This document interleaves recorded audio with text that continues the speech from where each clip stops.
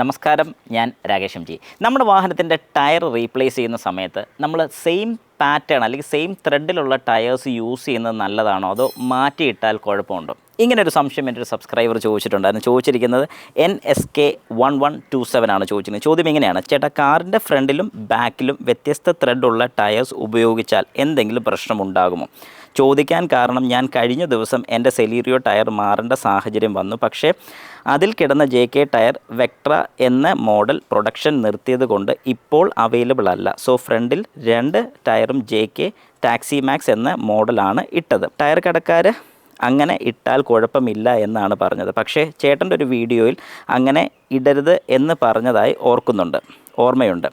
മറുപടി വീഡിയോ ആയി ഇടും എന്ന് പ്രതീക്ഷിക്കുന്നു. ഓക്കെ, നല്ലൊരു ക്വസ്റ്റ്യനാണ്. കാരണം എന്താണെന്ന് പറഞ്ഞാൽ, എന്തുകൊണ്ടാണ് ശരിക്കും പല പാറ്റേൺസ് മിക്സ് ചെയ്യരുതെന്ന് പറയുന്നത്? ശരിക്കും പറഞ്ഞാൽ ഒരു ടയറിന് അല്ലെങ്കിൽ ഓരോ ടയേഴ്സിനും ഇതിനകത്ത് വരുന്ന പാറ്റേൺസ് അല്ലെങ്കിൽ ആ ത്രെഡിൻ്റെ ഡിഫറൻസ് ഇത് എന്തുകൊണ്ടാണ് കൊടുത്തിരിക്കുന്നത് ചോദിച്ചു കഴിഞ്ഞാൽ ഒരുപാട് കാര്യങ്ങളുണ്ട്. ഒന്ന്, റോളിങ്ങിൻ്റെ റെസിസ്റ്റൻസ് കുറയ്ക്കാൻ വേണ്ടി. 2, എയർ കട്ടിങ്, അതായത് റോളിംഗ് റെസിസ്റ്റൻസുമായിട്ട് ബന്ധപ്പെട്ടൊരു കാര്യം തന്നെയാണ് എയർ കട്ടിങ്.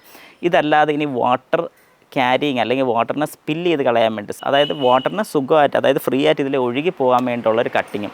ഇതെല്ലാം ശരിക്കും ഈ ത്രെഡിനെ ബാധിക്കുന്ന കാര്യമാണ്. അതായത് മഴയത്ത് ഓടിക്കുന്ന സമയത്ത് നമുക്കറിയാം, നമ്മുടെ റോഡും വാട്ടറിൻ്റെ ഇതും അതിന് മേളിലാണ് നമ്മുടെ ടയർ വരുന്നത്. അപ്പോൾ ശരിക്കും പറഞ്ഞാൽ ഈ വാട്ടറിനെ തള്ളിക്കളയുക. ഈ തള്ളിക്കളയുക എന്ന് പറയുമ്പോഴത്തേക്ക് നമുക്ക് വളരെ കൃത്യമായിട്ട് അറിയാൻ സാധിക്കും, നമ്മളൊരു വാട്ടറിനെ പുഷ് ചെയ്യുകയാണെങ്കിൽ നമുക്ക് വരുന്ന ഫോഴ്സ് എന്തേരെ വേണ്ടി വരും.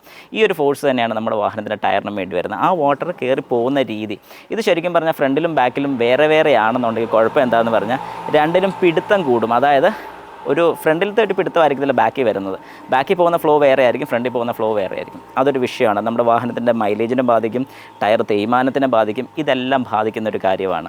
അപ്പോൾ അതുകൊണ്ടാണ് ഞാൻ എപ്പോഴും സജസ്റ്റ് ചെയ്യുന്നൊരു കാര്യം എന്ന് പറഞ്ഞാൽ, നമ്മൾ വാഹനത്തിൻ്റെ ടയർ ചേഞ്ച് ചെയ്യുമ്പോൾ ഫ്രണ്ടിൽ ഒരു സെറ്റ് ടയർ, ബാക്കിൽ ഒരു സെറ്റ് ടയർ വലിയ കുഴപ്പമില്ല, ജസ്റ്റ് ഓക്കെ എന്ന് പറയാൻ സാധിക്കും. പക്ഷേ ഫ്രണ്ട് റൈറ്റ് സൈഡിലൊന്ന്, ഫ്രണ്ട് ലെഫ്റ്റ് സൈഡ് വേറെ ഒന്ന്, ഒരു കാരണവശാലും അങ്ങനെ ചെയ്യാൻ പാടില്ല. കാരണം എന്താണെന്ന് പറഞ്ഞാൽ, ബ്രേക്കിങ്ങിൻ്റെ സമയത്തും ആക്സിലറേഷൻ ചെയ്യുന്ന സമയത്തുമൊക്കെ ഇതൊരു പ്രോബ്ലം ഉണ്ടാക്കാനുള്ള ചാൻസസ് കൂടുതലാണ്. പ്രത്യേകിച്ച് സ്പീഡൊക്കെ കൂടുന്ന സമയത്ത് ഈ പറയുന്ന എയർ കട്ടിങ്ങോ അല്ലെങ്കിൽ ഈ വാട്ടർ പോകാൻ വേണ്ടിയിട്ടുള്ളൊരു പാസേജും കാര്യങ്ങളൊക്കെ 2 സൈഡിലും വ്യത്യാസം വരുമ്പോൾ ഒരു സൈഡിലോട്ട് വാഹനം വലിക്കാനുള്ള ടെൻഡൻസിയൊക്കെ കൂടാനുള്ള ചാൻസ് ഉണ്ട്. അതുകൊണ്ടാണ് പലപ്പോഴും നമ്മൾ ശ്രദ്ധിച്ചിട്ടുണ്ടായിരിക്കും, 2 സൈഡിലും 2 ടയർ ആണെന്നുണ്ടെങ്കിൽ വാഹനത്തിൻ്റെ ഒരു സൈഡ് ബോളിങ്ങോ കാര്യങ്ങളൊക്കെ വരാനുള്ള ചാൻസസ് കൂടുതലാണ്. ടയർ സൈസ് വെച്ച് നോക്കുകയാണെങ്കിലും ചില ടയറിൻ്റെ സൈസിൻ്റെ ചെറിയൊരു വ്യത്യാസം കാണുമായിരിക്കും. 14 ഇഞ്ച് എന്ന് പറഞ്ഞാൽ പോലും ചെറിയ രീതിക്കെങ്കിലും വ്യത്യാസങ്ങൾ വരാനുള്ള ചാൻസ് ഉണ്ട്. കമ്പനി വൈസ് വെച്ച് ചെറിയ രീതിക്ക്, അത് നമുക്ക് ഈ കണ്ണുകൊണ്ട് നോക്കുമ്പോൾ ഉള്ളൊരു വ്യത്യാസമല്ല ഞാൻ പറഞ്ഞത്, പക്ഷേ നിരപ്പി നിൽക്കുന്ന സമയത്ത് വരുന്നൊരു വ്യത്യാസം. പിന്നെ ഞാൻ പറഞ്ഞ പോലെ ഫ്രണ്ടിലത്തെ ടയർ മാത്രം മാറിയതായിട്ടാണ് എനിക്കിതിനകത്ത് ഫീൽ ചെയ്തത്. അങ്ങനെയാണെങ്കിൽ ബാക്കിലത്തെ ടയറിൻ്റെ ലെവലിലോട്ട് ഫ്രണ്ട് ടയറും എത്രയും പെട്ടെന്ന് തേഞ്ഞ് തീരാനുള്ള ചാൻസസ് വളരെ കൂടുതലാണ്.